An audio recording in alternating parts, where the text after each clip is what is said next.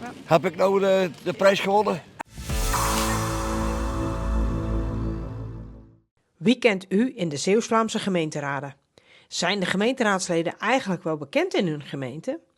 Omroep ZVL zocht het uit. Wie kent u? Ja, die ken ik wel. Ja, maar die komen uit Groen, hè? Een paar. Dat zullen er heel weinig zijn. Ik ga even kijken, want ik woon hier nog niet zo super lang. Twijfel, maar ik denk dat ik deze meneer wel ken.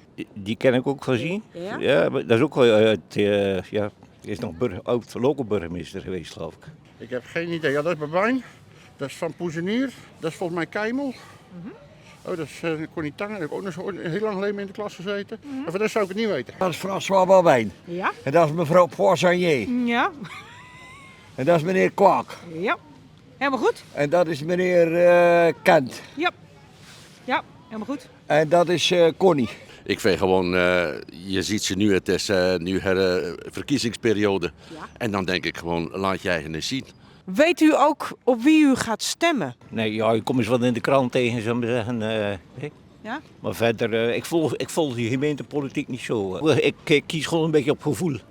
Nog niet. Nog niet. Nog niet. Daar ga ik me eigenlijk nog in verdiepen, dat wel. Het is heel moeilijk in de politiek. Ze zeggen dit, ze komen in de gemeenteraad en die stoel die draait om en ze zeggen wat anders. Ook helemaal niet, want ik heb nog niet van één partij heb ik een verkiezingsprogramma in de bus gehad of gezien. Ik weet, vroeger kreeg je folders in thuis of wat ook. Maar ja, ze gaan er maar vanuit dat iedereen maar op internet of bepaalde dingen zit te bekijken. Maar dat is niet zo. Als ze campagne willen voeren en ze willen mensen vinden, dan zullen ze erop uit moeten.